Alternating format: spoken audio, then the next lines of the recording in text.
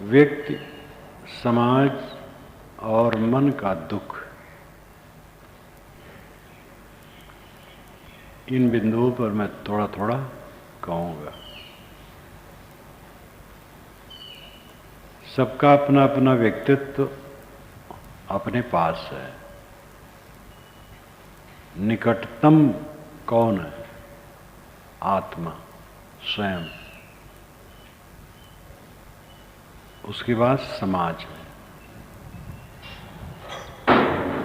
समाज से व्यक्ति ऐसा जुड़ा है कि जीवन भर उससे छूट नहीं सकता। छोड़ना चाहे तो भी छूटता नहीं,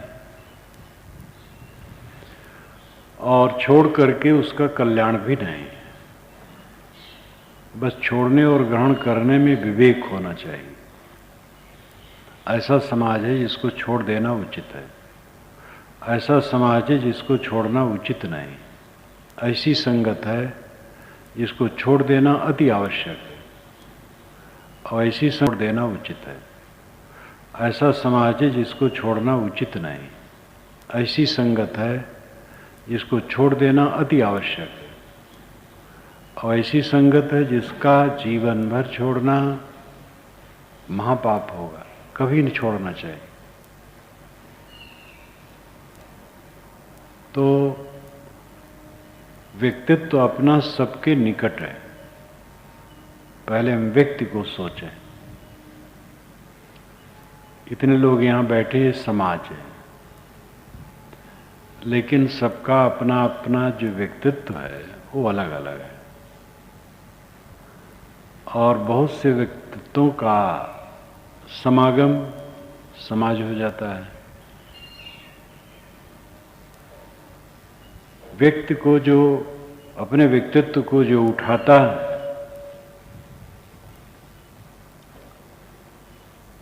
वह समाज के लिए भी वरदान होता है, और समाज से जो पाता है उसका वो सही उपयोग करता है। जो अपने व्यक्तित्व को गिराता है वो कृतज्ञ है। समाज से जो पाया उसके साथ उसने अच्छा व्यवहार नहीं किया, और दूसरे के लिए बिगड़ी घड़ी बनता है, महाअपराधी होता है। अगर आदमी अपने को नीचे गिराता है तो अपना तो पतन करता ही है, समाज का भी नुकसान करता है। और अपने को ऊपर उठाता है तो उठता ही है। समाज से जो उसे मिला है उसके प्रति उसकी कृतज्ञता होती है, और परिणाम में उसे सच्चा आनंद मिलता है। इसलिए व्यक्ति को अपने व्यक्तित्व को उठाना चाहिए। व्यक्तित्व अंदर है, बाहर का व्यक्तित्व एक पपड़ी है। गोरा शरीर, काला शरीर, लंबा शरीर, छोटा शरीर, मोटा शरीर, पतला शरीर, सुगठित शरीर, वक्र शरीर, अंगों में टेढ़ा पेढ़ापन, ये बाहरी है। ये बाहरी काम के लिए भी प्रभाव डालते हैं, लेकिन अगर अंदर में सद्गुणों का पूर्ण विकास है तो शरीर चाहे जैसे सबके लिए वो अमृत हो जाता है। और शरीर चाहे कितना सुंदर है, लेकिन व्यक्तित्व खस्ता है तो मिट्टी की मिठाई है। मिट्टी गोल गोल कर दी गई, ऊपर से सफेद रंग पोत दिया गया, मिठाई जैसे लगती, लेकिन वो मिठाई तो नहीं है। इसलिए शारीरिक व्यक्तित्व महत्वपूर्ण नहीं है, मानसिक व्यक्तित्व महत्वपूर्ण है। शरीर वैसे है, लेकिन एक है जो अंदर से बलवान है, और एक है जो अंदर से दुर्बल है। दुर्बलता क्या है? सुखाध्यास। विषयों से सुख की कामना सबसे बड़ी दुर्बलता है, जिसको और खुलासा शब्द में कहें विषयासक्ति। विषयासक्ति दुर्बलता है। जितने जितने अंशों में होगी उतने उतने अंशों में अपना व्यक्तित्व पतित होगा। दशरथ जैसा व्यक्ति, एक महाराजा, प्रतापवान, लेकिन कैकेयी में आबद्ध था, इसलिए उसका व्यक्तित्व खस्ता हो गया था। दूसरी तरफ राम में आबद्ध था। विवाह के कैकेयी के विवाह के समय उसने कैकेयी के पिता से प्रतिज्ञा की थी कि कैकेयी से उत्पन्न बच्चा ही अयोध्या की गद्दी पर बैठेगा। उन्होंने हरवाया था। वाल्मीकि रामायण में चर्चा है। वन में श्री राम ने भरत को बताया।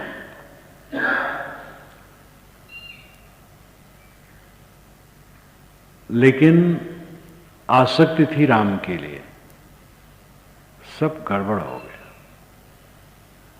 और भयंकर प्राण पीड़ा हुई और फटक फटक करके मर गए। रामायण में जो लिखा है, चाहे कथा हो चाहे घटना हो, दोनों में क्या प्रतिबिंबित होता है? अगर कथा है तो कथाकारी महसूस करता है कि जो आसक्त होगा, आबद्ध होगा, वो दुर्बल होगा और दुखी होगा। अगर घटना है तो उसकी व्याख्या है कथा की। संसार की इतनी घटनाएं हैं, ये ज्ञान की व्याख्या है।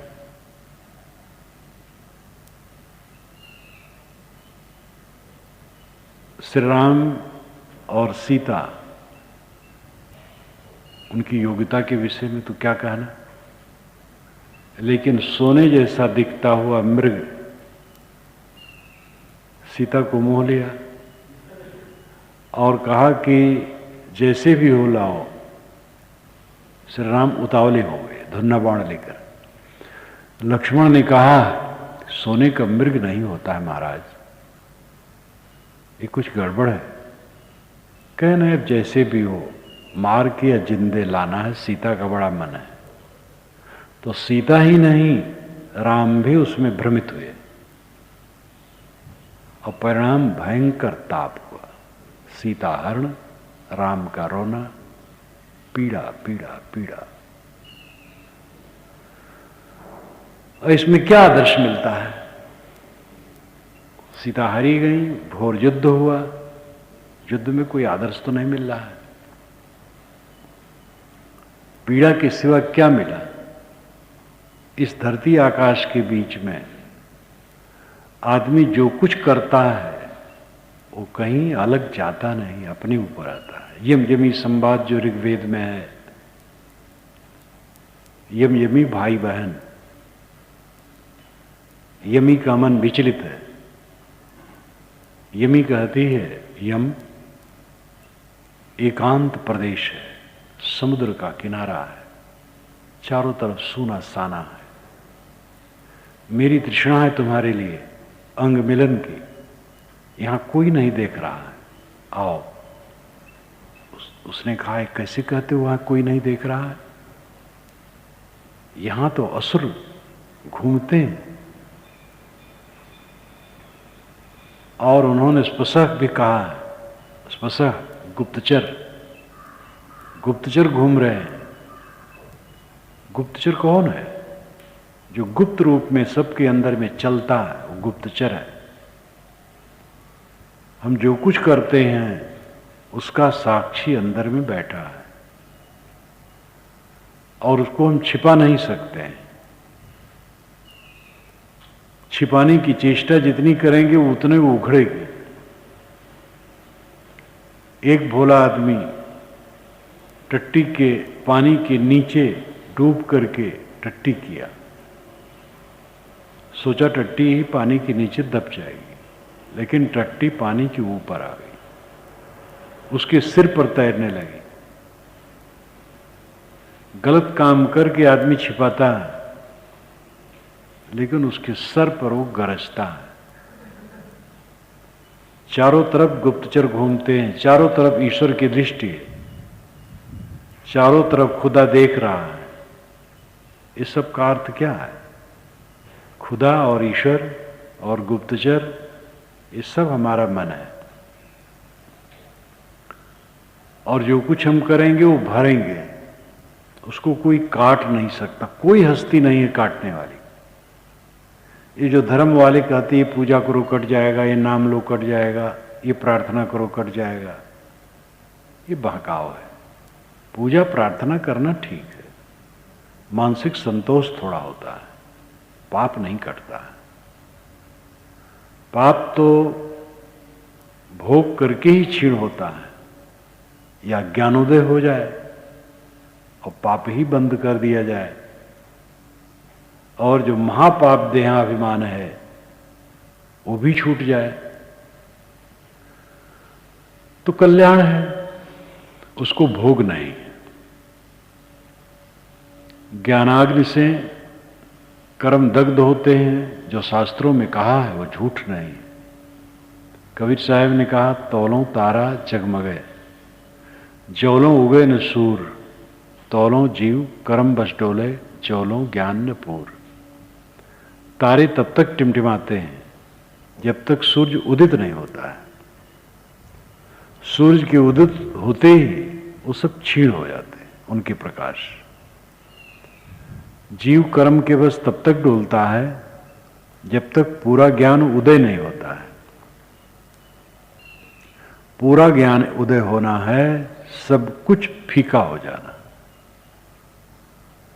शास्त्र रट लेना पूरा ज्ञान उदय होना नहीं है, बड़ी बड़ी व्याख्या कर देना पूरा ज्ञान उदय होना नहीं है।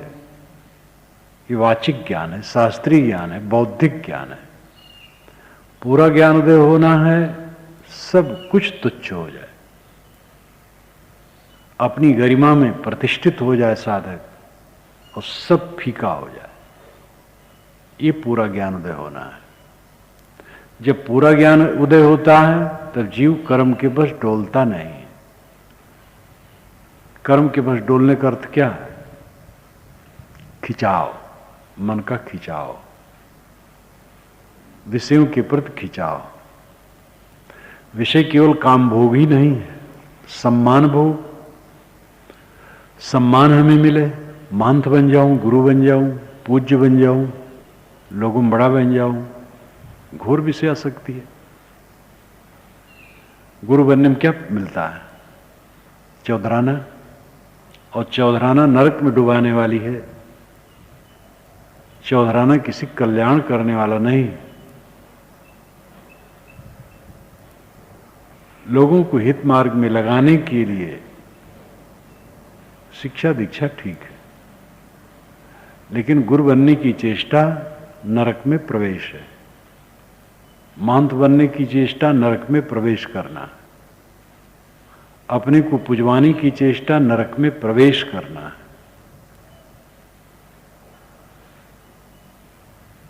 अंदर की दुर्बलता इंसान को खस्ता कर देती है। हमारा व्यक्तित्व तो अंदर है। मन मोक्ष का कारण है और बंधन का कारण है। मन में जितनी विषयासक्ति होगी उतना हम दुर्बल होंगे, और जहां तक दृश्य सब विषय है, खाने की विषयासक्ति होगी उसी में दुर्बलता बनी रहेगी। खाना तो रोज पड़ता है और दिन में एक बार से अधिक खाना पड़ता है। अगर उसमें आसक्ति रहेगी वो दुर्बलता बनी रहेगी और उससे नुकसान होता रहेगा। बहुत लोलुप होगा तो भद्दापन भी करेगा, और नहीं तो लालच बस ज्यादा खाएगा, पेट खराब करेगा, मन खराब करेगा, देह खराब करेगा, सब खराब करेगा। जो अपने भोजन पर संतुलन नहीं कर सकता है वो कौन सा इंसान है? और साधक कौन है? भोजन पर संयम अति आवश्यक है। अगर स्वाद की आसक्ति है तो ये भटकाने वाली है। कोई आसक्ति है, सूक्ष्म से सूक्ष्म आसक्ति, पटक देगी नरक में। सद्गुणों का अहंकार है, ये कम पाप नहीं है। सद्गुणों का अहंकार है, वो अपनी दशा में नहीं रह सकता। सद्गुणों का उपयोग होना चाहिए। और अहंकार आ गए तो सारा सद्गुण नष्ट है। निर्माणता में सारे सद्गुणों का विकास है। निर्माणता ही नहीं, कौन सा सद्गुण है? वेश पहन लिए साधु का, या डिग्री प्राप्त कर लिए, कुछ बोलना जान गए, इसे कोई ऊंचाई नहीं है। अंदर का व्यक्तित्व ही हमारा असली व्यक्तित्व है। मन हमारा ठोस होना चाहिए, निर्णय सही ले। कितने लोग निर्णय सही नहीं ले पाते, ये करूं कि ये करूं, और इसी में उनका समय बीतता चला जाता है, समय बर्बाद हो जाता है। जो कुछ करते हैं उसमें भी धुंध रहता है। करने की जो चाहिए वो सब कील काटा उनका ठीक नहीं रहता है। अब कोई खेती करना चाहे, बैल ठीक से न रखे, हल ठीक से न रखे, कुदारी खाद पानी की व्यवस्था न करे, आलसी रहे, क्या खेती करेगा? व्यापार कोई करना चाहता है, उसमें सजौटी न रखे, स्वच्छता न रखे, वस्तुओं को करीने से न रखे, ग्राहकों से मीठ न बोले, टाइम से टाइम तक न बैठे, दुकानदारी माना जाता छल कपट रखना चाहिए। जितने माना जाता है उतने नरक सब करते हैं। छल कपट से दुकान और नष्ट होगी। छल कपट की जरूरत नहीं है। लोग मानते हैं व्यापार में विवाह के समय और कई जगह झूठ बोल देना कोई बुरा नहीं। मैं इतना मानता हूं कि चोर डाकू आपका धन लेने आवे, झूठ बोल करके बचा लें तो कोई बुरा नहीं, लेकिन उसमें यही एक बुराई है, झूठ बोले और जब पीटा तो कहीं हाथ 10,000 रुपये वहां रखा है, अब और तो नहीं है लेकिन फिर पीटता है, कहीं और धरा होगा, तो ये संकट आ सकता है झूठ बोलने से। जो है सिद्धे दिए ले जा भैया, वहां भी साफ, लेकिन झूठ बोल करके बचा ले तो कोई पाप नहीं। चोर से झूठ बोल करके बचा ले कोई बुरा नहीं।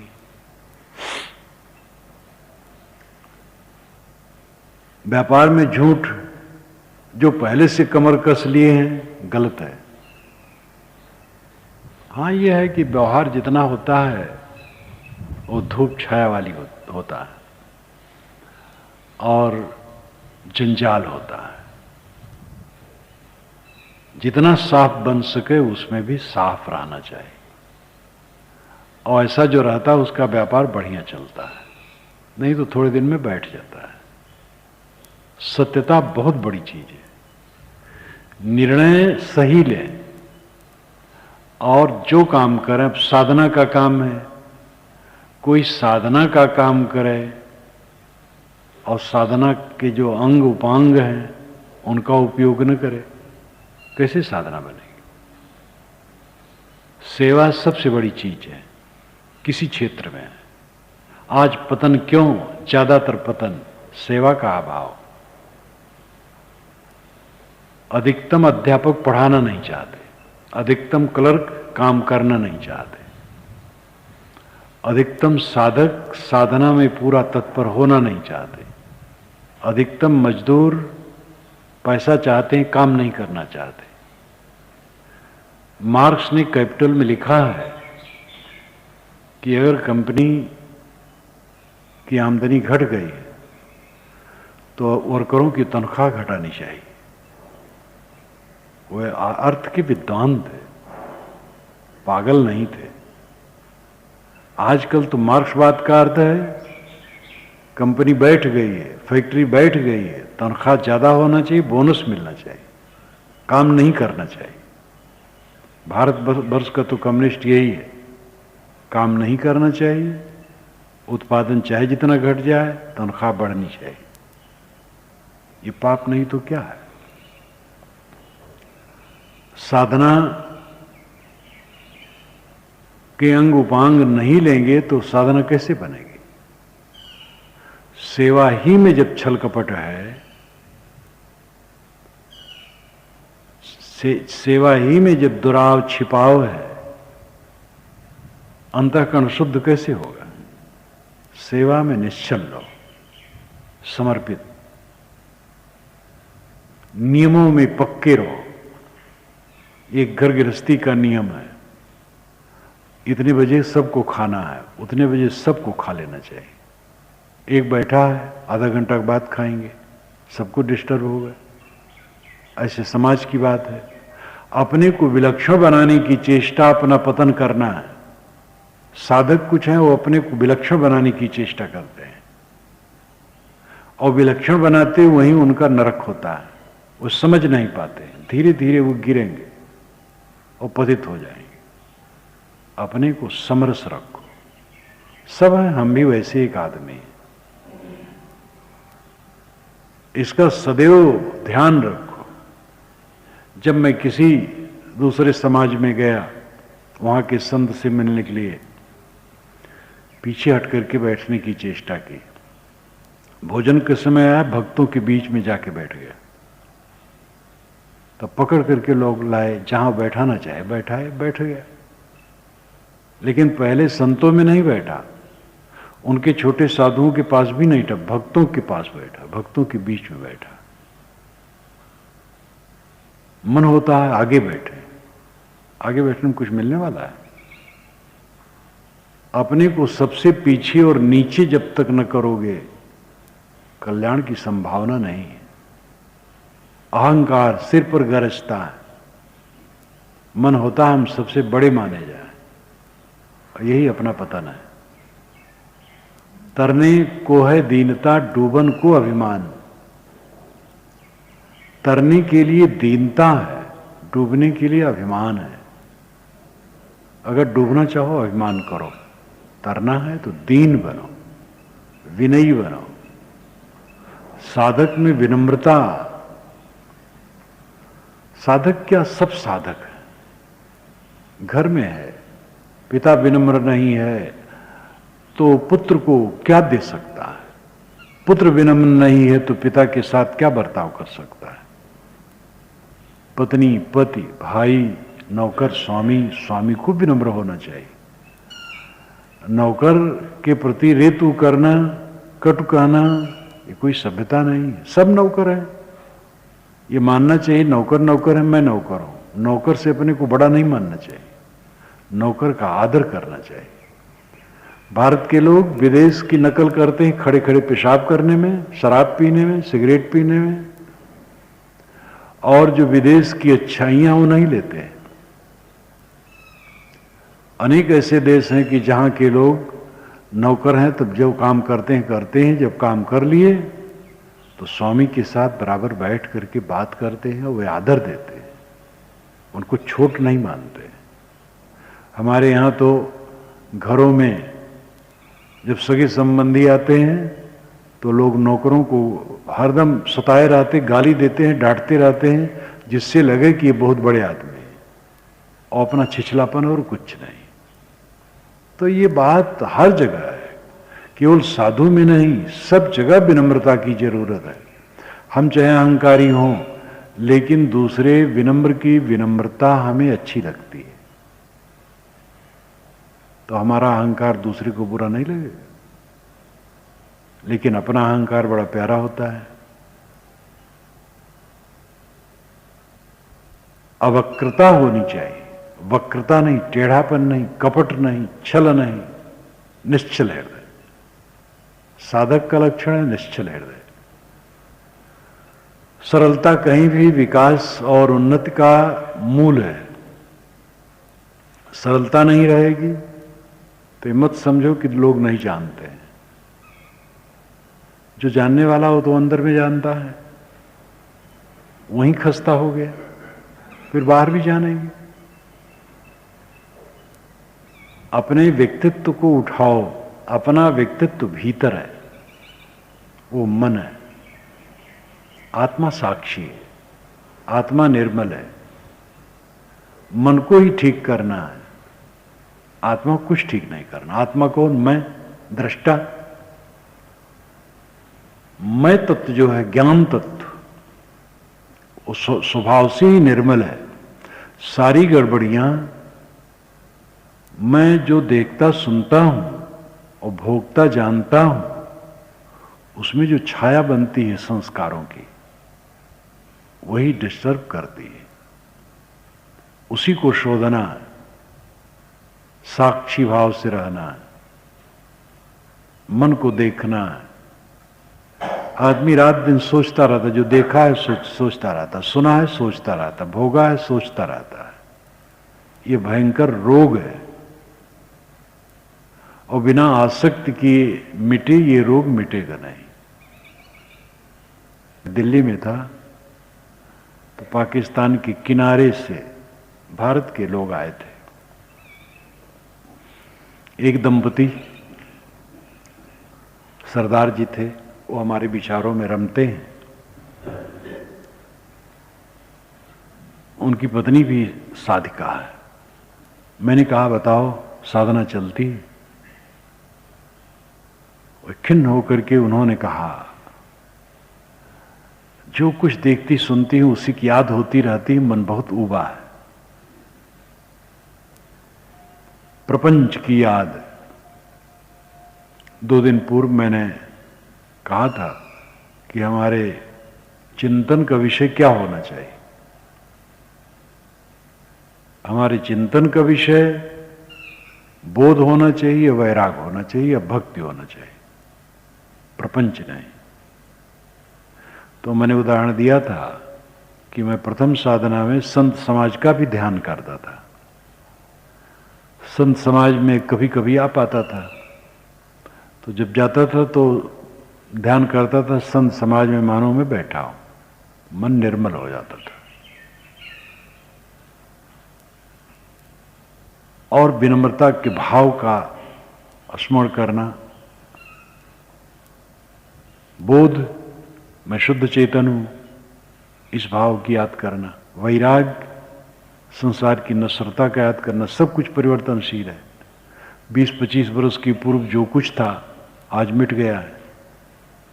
10 वर्ष के पूर्व जो परिस्थिति थी उसमें घोर परिवर्तन हो गया है। सब समय बदल रहा है, इस पर सोचो। ज्ञान भक्ति वैराग हमारे चिंतन का विषय ही होना चाहिए। चिंतन का विषय वो नहीं होना चाहिए जिसमें दुख उत्पन्न हो, राग द्वेष। हमें अनुकूल मिलता है, प्रतिकूल मिलता है, अनुकूल में राग करते हैं, प्रतिकूल में द्वेष करते हैं। बस यही चिंतन का विषय बना रहता है। अनुकूल की याद हुई उसमें चिपकाहट, प्रतिकूल की याद हुई उसमें खिन्नता। बस यही रात दिन यही चलता रहता है। ये कमजोरी तभी मिटेगी जब साधना में जोर से लगेंगे। हमारा असली व्यक्तित्व अंदर है, जो मन का है।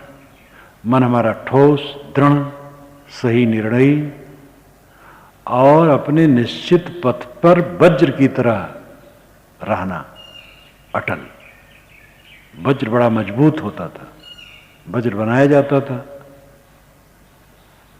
और लोगों पर छोड़ा जाता था। अस्त्र एक होता था, बहुत मजबूत होता था। मन हमारा निश्चित सिद्धांत में वज्र की तरह हो, दृढ़, अटल, और उसके विपरीत कोई काम न हो, तब लक्ष्य की प्राप्ति होगी। और कोई कठिन नहीं। जिसकी याद में सुख है, जिसकी चर्चा में सुख है, जिसकी थोड़ी साधना में सुख है, और जिसकी पूर्ण प्राप्त होने पर तो महासुख है, उसमें कठिनता क्या है? सिर पर बोझा लिए रहना कठिन है, बोझा गिरा देना कठिन नहीं है। बोझा गिराने में लोभ का त्याग करना पड़ता है बस। लोभ का त्याग हो गया, बोझा गिर गया। लोभ का त्याग जब तक हम नहीं करेंगे बोझा नहीं गिरा सकते। लोभ का त्याग हुए बिना वैराग कैसे बनेगा? हमारे अंदर में दृढ़ निश्चय होना चाहिए और दृढ़ निश्चय के अनुसार कर्तव्य होना चाहिए। ऐसा होगा, बाहर का व्यवहार उज्जवल होगा। अंदर से ही सब बाहर होता है। एक बीज अंकुरित होकर के कल्ला निकलता है, वृक्ष बनता है, फूल फल आते हैं, सब उसी बीज से आते हैं। हमारे अंदर का जो मनोमय बीज है वही सब कुछ है।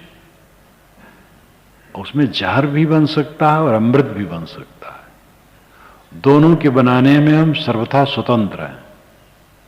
जहर ही बना बना करके लोग रात दिन पी रहे हैं, अमृत कम लोग बना रहे हैं।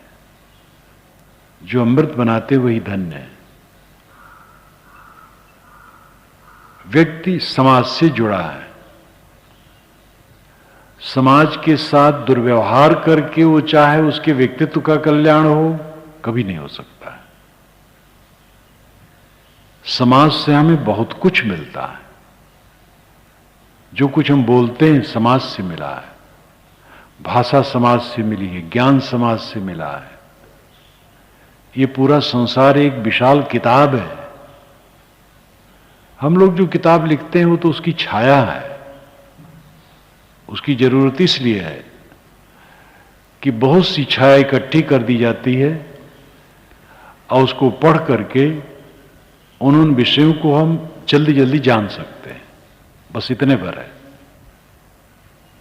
जैसे पाक शास्त्र है, अमुक व्यंजन बनाना है, तो एक छोटा सा एक चैप्टर है, देख लिए, सब दिमाग में आ गया।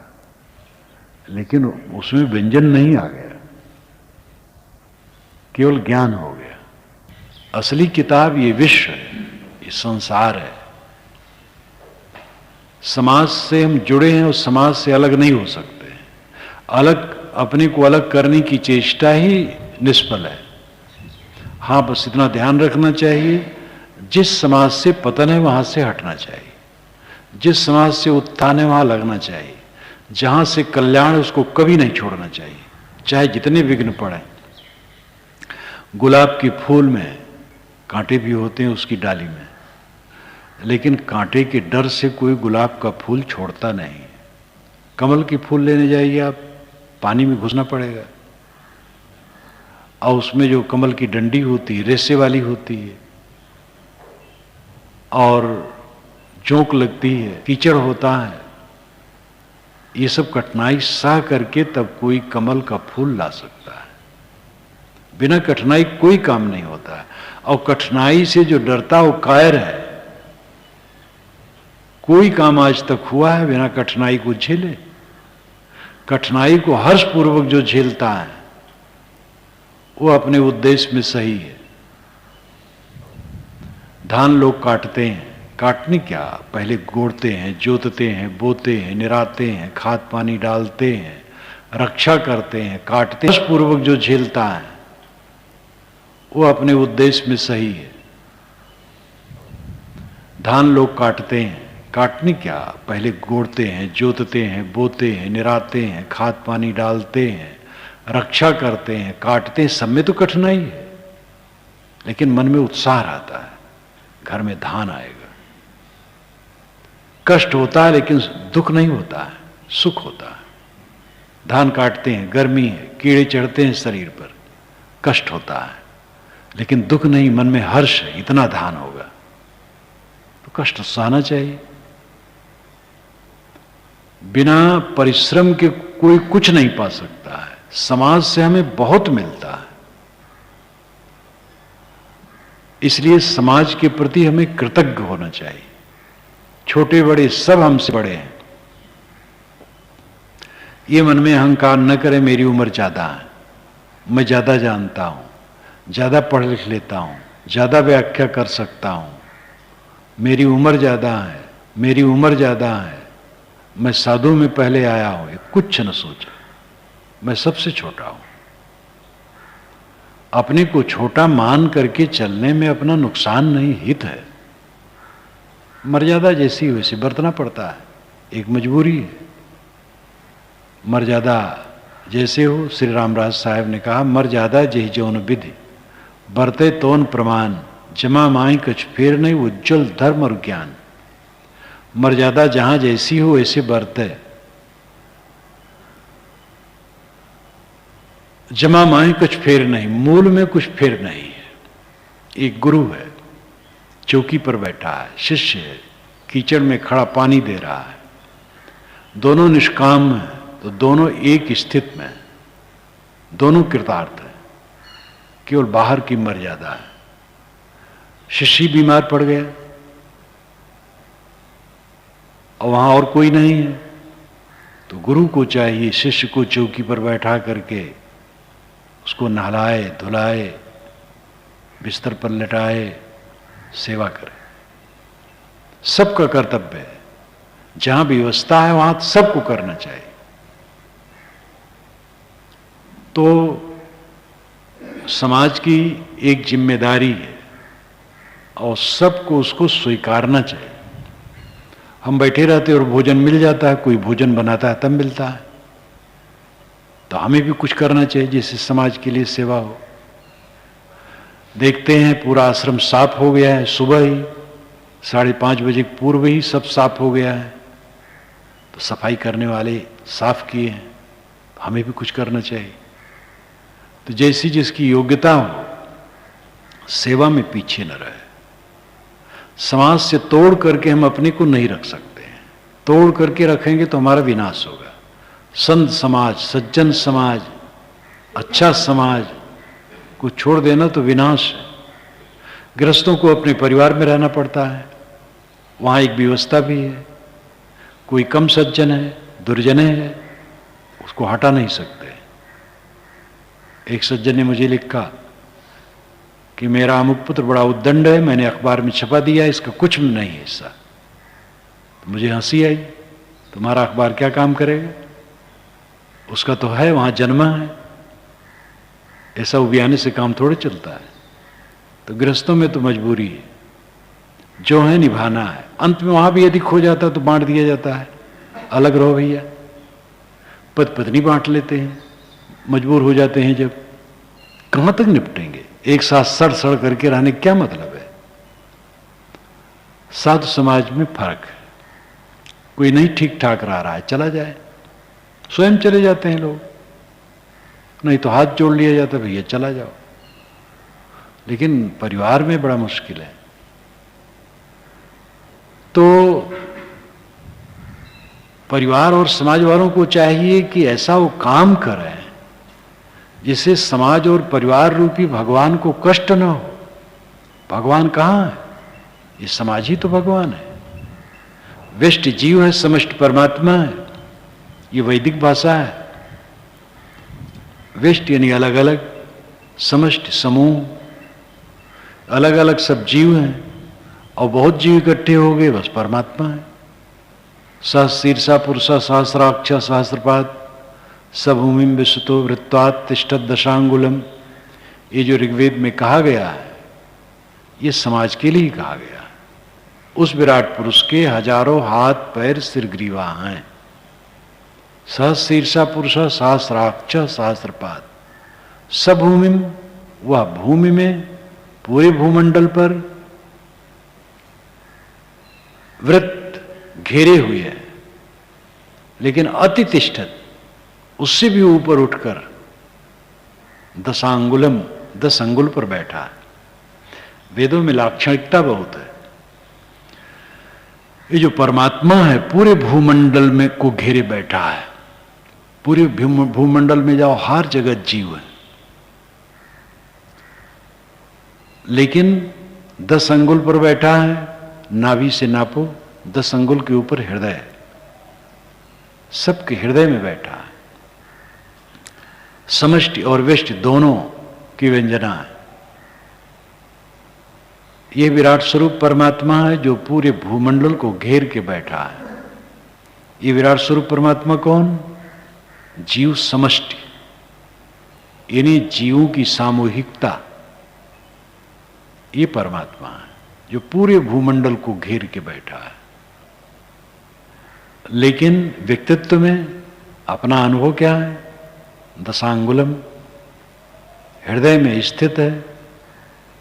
जो हृदय निवासी है उसको समझो, अपने लिए कर्तव्य करो और समष्टि के लिए, व्यष्टि और समष्टि दोनों के लिए कर्तव्य करो। समष्टि से व्यष्टि काटा नहीं जा सकता है और व्यष्टि से समष्टि काटा नहीं जा सकता है। व्यष्टि समष्टि का घनिष्ठ संबंध है, एक कण और ब्रह्मांड का घनिष्ठ संबंध है।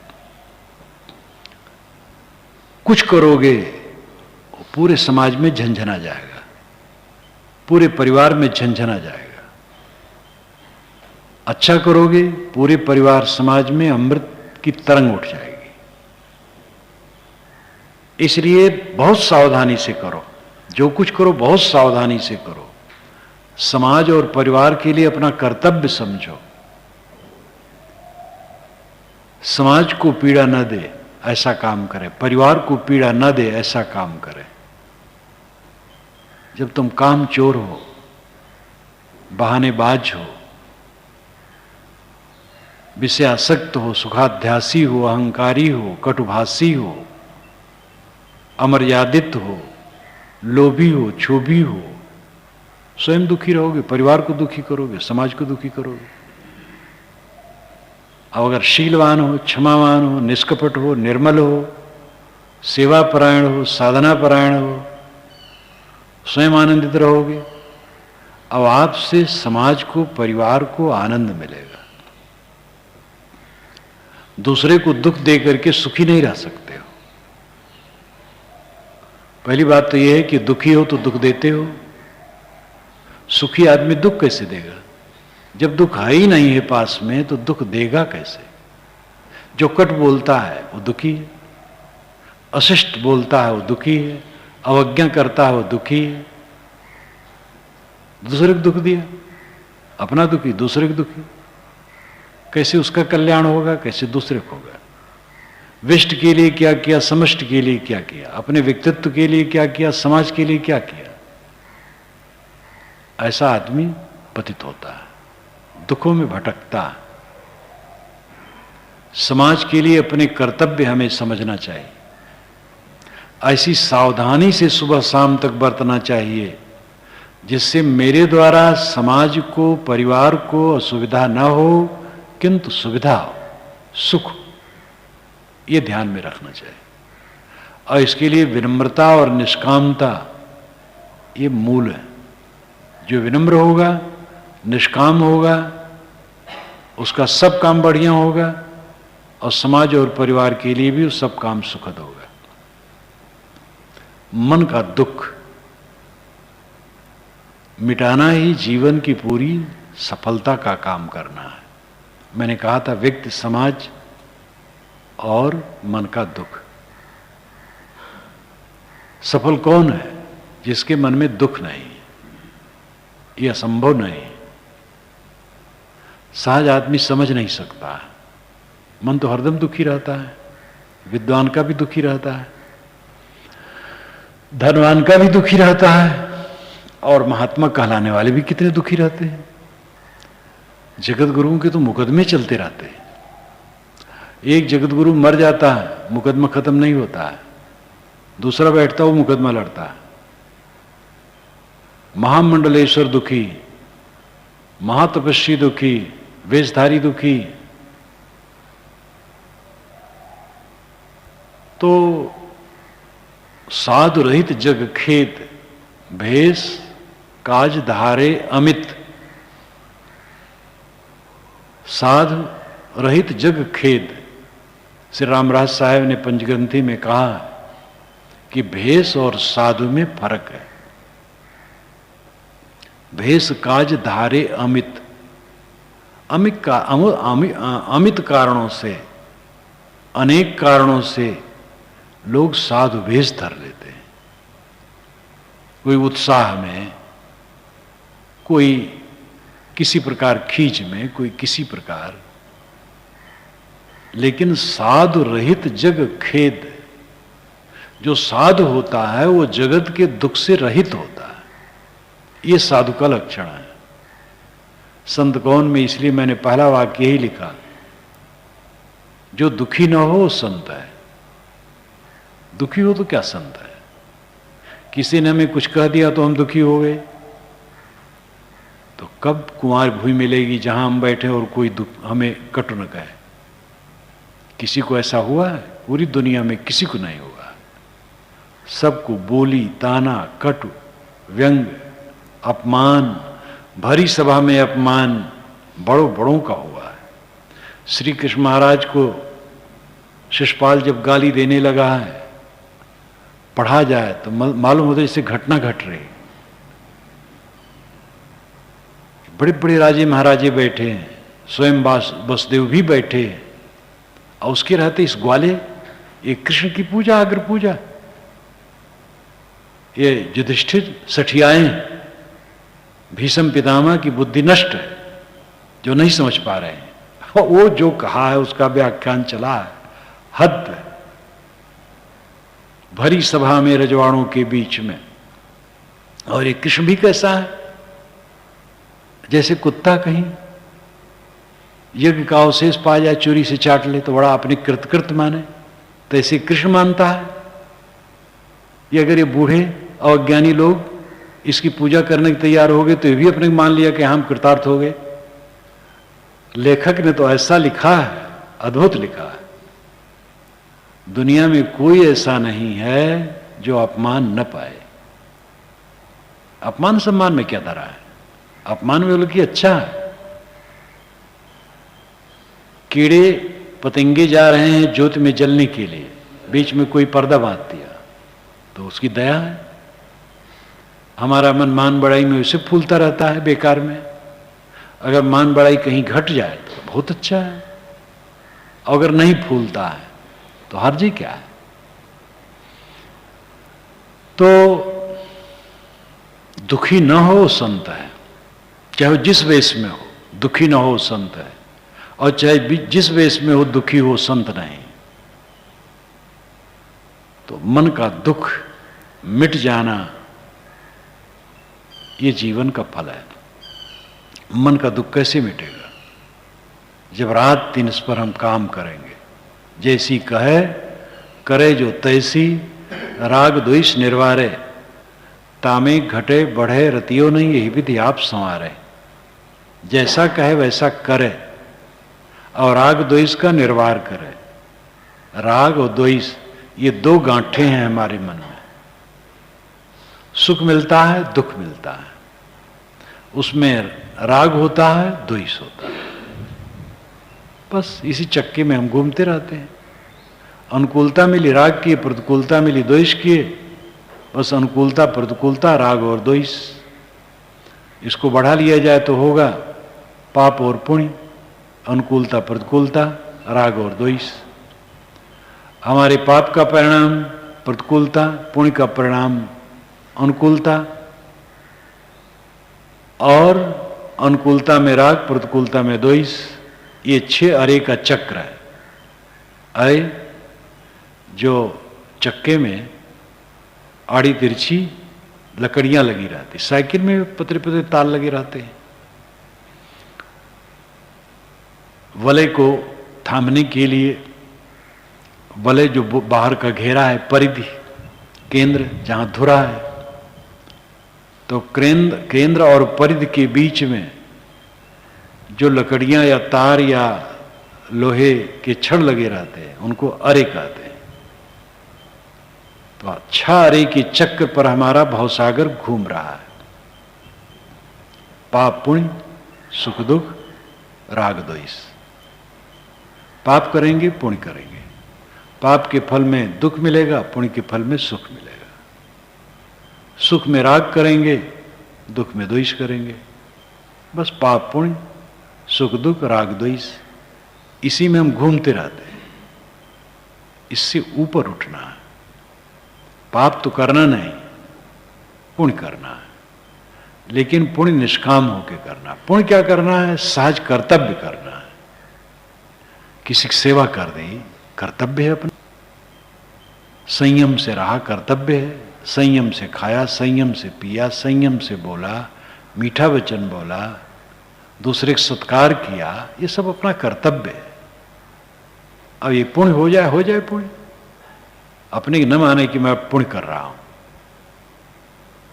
बस ठीक से चले, गलत न चले, पाप करे न, ठीक से चले और निष्काम होके रहे। अनुकूलता प्रतिकूलता मिले उसमें राग द्वेष न करे। हमारे प्रति कोई गाली दे, हमारा विनाश चाहे, उसके प्रति भी मेरे मन में अहित का संकल्प भी नहीं होना चाहिए। और ये कठिन नहीं है। जब हम समझेंगे अपनी हानि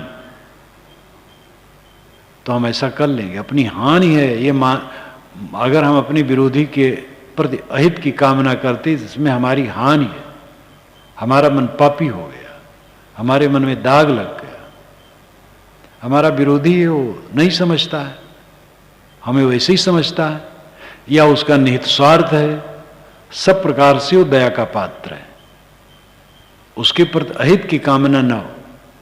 संयोग पड़े हित करने का तो हित कर दें, न हित कर पावे तो अहित सोचें भी न। राग द्वेष निर्वारे, जैसी कहे करे पुंतैसी राग द्वेष निर्वारे, तामे घटे बढ़े रतियो नहीं। इस रहनी में घटी बढ़ी कुछ न हो, ये विधि आप संवारे। इस प्रकार अपने को संवारे। जो शांति का सुख है उसमें कहीं घटता बढ़ता है। मैंने तो अपने जीवन में इसको देखा। जो मेरा सुख था, जब थोड़े लोग थे तो मेरा सुख वही था, इतने लोग हैं मेरा सुख वही, इसमें मेरा सुख बड़ा नहीं है। प्रीतम नगर में आया, एक झोपड़ी बनी, मेरा सुख जो था जब वहाँ बड़ा बन गया तो मेरा सुख बढ़ा नहीं। यहाँ कबीर नगर में इतना बना तो मेरा सुख बढ़ा नहीं। मेरा सुख है वैसे ही है, उसमें बढ़ने की उसमें चांस ही नहीं है, क्योंकि काम भर का है। चीजों से सुख बढ़ा फिर घोटाले में है। ये चीजें कब तक? एक सपने के समान, जहां हर क्षण परिवर्तन है और शरीर बुझ जाता है दीपक की तरह झट से। ऐसी वस्तुओं में जो सुख की कल्पना करता वो सुखी कहां होगा, तो दुखी हुए। जो हमारा सुख है, असली सुख, वो घटता बढ़ता नहीं। तामे घटे बढ़े रतियों नहीं। न रत्ती भर सुख बढ़ता है न घटता है। अपनी मंजिल पर पहुंच जाएं।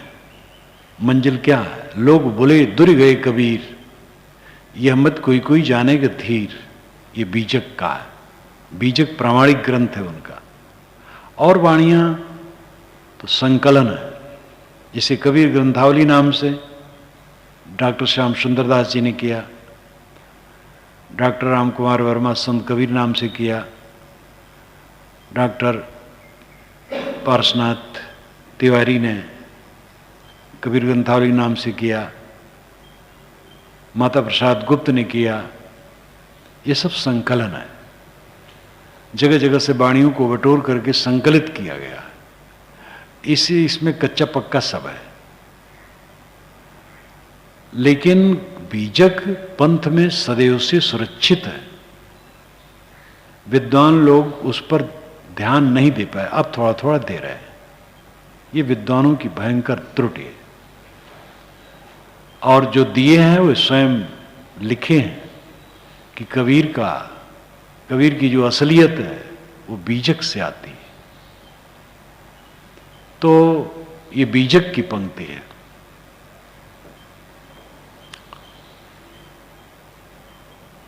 अपने आप को ऊपर उठाना ये साधक काम। और ऊपर उठाने का मतलब है दुख का अंत हो जाना,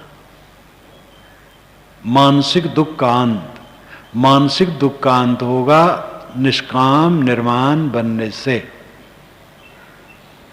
जितनी कामनाएं हमारे मन में रहेंगी हम जलते रहेंगे, जितना मान अहंकार रहेगा हम जलते रहेंगे। गुरुआई काम नहीं करेगी, मानथाई काम नहीं करेगी, चौधराना काम नहीं करेगा, विद्या काम नहीं करेगी। मैंने बहुत पुस्तकें लिख दी हैं, देश विदेश में उसकी मांग है, और हजारों बरस लाखों लोग लाभ लेते रहे हैं, लेकिन मेरा दुख से छूटेगा नहीं। सब विवेक करके देखा जाए तो मेरे लिए वो छलावा होगा कि इतना लिख दिया हूं तो मैं कुछ हो गया हूं। मेरा होना तो है दुखी न होना। मैं दुखी न हूं, कोई किताब ना लिखूं, कोई जरूरत नहीं, दुखी न हूं। और ये बिल्कुल सुवस्था है, इसमें दुखी न होने में पूरी सुवस्था है। निष्काम रहेंगे दुखी नहीं होंगे, निर्माण रहेंगे दुखी नहीं होंगे। अब व्यवहार है, व्यवहार को विवेक पूर्वक किया जाए। व्यवहार में संगी साथी हैं, ऊंच नीच हैं, कम बेस हैं, उनके लिए भी समाधान जो उचित हो समाधान दिया जाए, उलझा न जाए। अकेले हम कहीं बैठ जाएं, वहां भी लोग आएंगे, खाना पड़ेगा, सोना पड़ेगा, तन ढकना पड़ेगा, व्यवहार लेना पड़ेगा, कोई तकलीफ हो जाए चिकित्सा करना पड़ेगा। शरीर को निराधार नहीं बिताया जा सकता। जो निराधार कहलाते हैं वही भी आधार लेते हैं। एक बार एक नंगे साधु थे, मैं भरतपुर के पास था, भरतकुंड, अयोध्या से दक्षिण। तो एक भक्त उनको ले गए थे डॉक्टर के पास, लौटाए थे, और वो नंगे थे, एकदम नंगे थे। कोई तकलीफ होगी, शरीर तो है, ये भी संदेह नहीं करना चाहिए उन्होंने पाप किया है। पाप से भी शरीर में रोग आता है, और हम तो ये मानते हैं कि अगर रोग आया तो कभी का पाप है, आज का नहीं तो कभी का है, प्रारब्ध उसको हम मानते हैं। लेकिन प्रारब्ध वसात भी रोग होता है, आज का कोई दोष नहीं और रोग आ जाता है, तो संदेह करने किसी पर जरूरत नहीं। उनको मैंने देखा, मौन भी थे, नंगे भी थे। अब भक्त लोग ले गए, कुल किए कराए होंगे, आगे पीछे भी किए होंगे। शरीर ऐसा है, अहंकार मत करो, अब हूं नाव समुद्र में ना जाने का हो। साहब कहते अभी भी तुम्हारी नाव का समुद्र में है, पता नहीं क्या हो जाए, सावधान। अहंकार करोगे तो डूबोगे। कितने साधक मान लेते हैं कि हम सबसे ऊपर हैं, बड़े ज्ञानी हैं, और ऐसे लोग गिरते हैं। एक ने तो ऐसा कहा था, कोई 25-26 वर्ष 30 वर्ष हो गए, बड़ा बुलैया था, कहे मेरे पेट पर युवती लेटी रहे, मेरे में कुछ स्पंदन नहीं हो सकता। अति हो गया, लोगों के बीच में कहा, लेकिन उसका जो घोर पतन हुआ, सब थू थू किए। ज्ञानी तो निर्भय भया, माने नाही संग, इंद्रिन केरे बस पड़ा, भक्ते नरक निसंग। साहब ने तो सुप हर बात के लिए कहा है, और ऐसा कहा हड्डी तोड़। उनका हृदय इतना तीखा था कि जिस पर कहते थे बहुत धारदार वचन निकलते थे। ज्ञानी तो निर्भय भया, माने नाही शंक, इंद्रिन केरे बस पड़ा, भुगते नरक निसंग।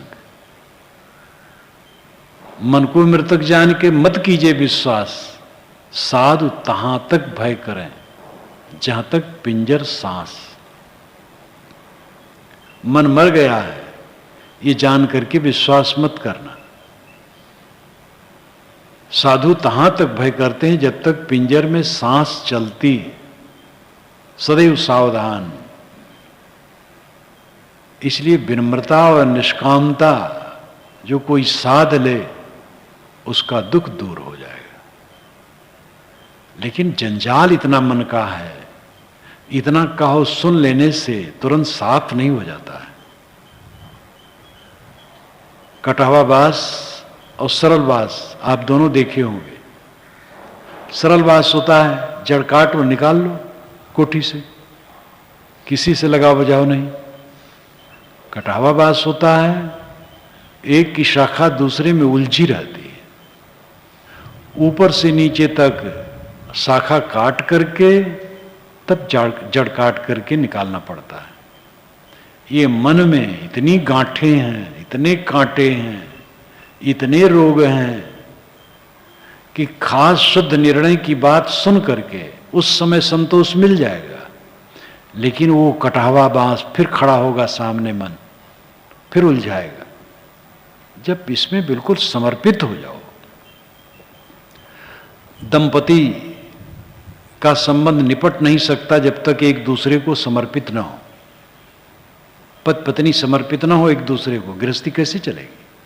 पिता पुत्र समर्पित ना हो एक दूसरे को, कैसे चलेगा? भाई भाई समर्पित ना हो, कैसे चलेगा? गुरु शिष्य समर्पित ना हो, शिष्य समर्पित हो, गुरु को और समर्पित होना पड़ता है। शिष्य त्रुटि हो जाए क्षम्य है, गुरु त्रुटि करे ये तो क्षम्य नहीं है। ये तो आशा नहीं की जा सकती गुरु भी त्रुटि करे। अगर गुरु त्रुटि करे तो गुरु कैसा? गुरु को भी समर्पित होना होता है। समर्पण की महती आवश्यकता है। पूर्ण समर्पण में ही साधना बनेगी। काम चोर कुछ नहीं कर सकता। मन छिपाने वाला, सुखाध्यासी, अहंकारी कुछ नहीं कर सकता।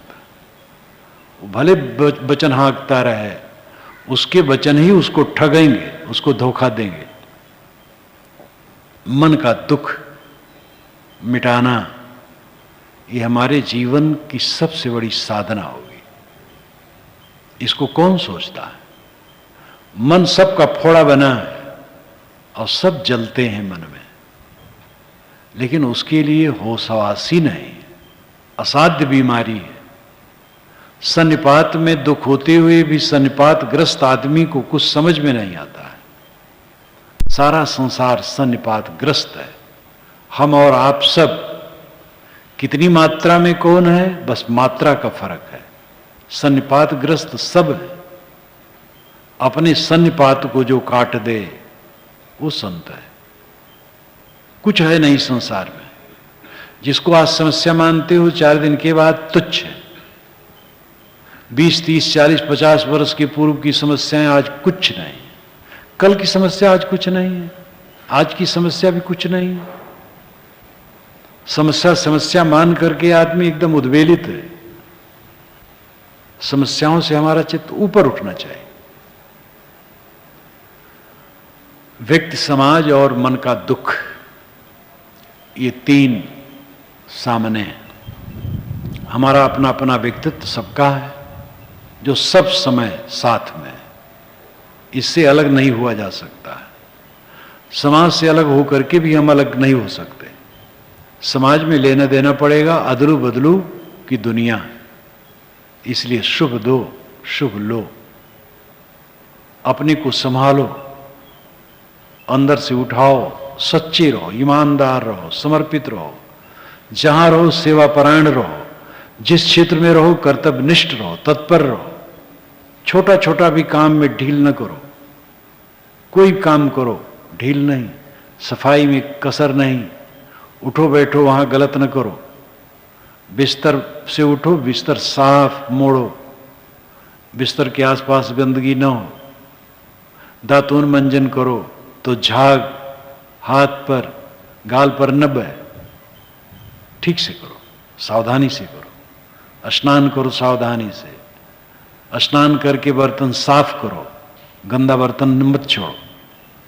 छोटा छोटा काम सचोटी से करो। व्यक्तित्व तभी बनेगा, छोटे काम को छोटा न समझो। अपने व्यक्तित्व को संभालो और समाज के साथ सुंदर बर्ताव करो। और ये दोनों का परिणाम है मन दुखहीन हो। हमारा यही वैभव है, यही ऐश्वर्य है, यही साम्राज्य है,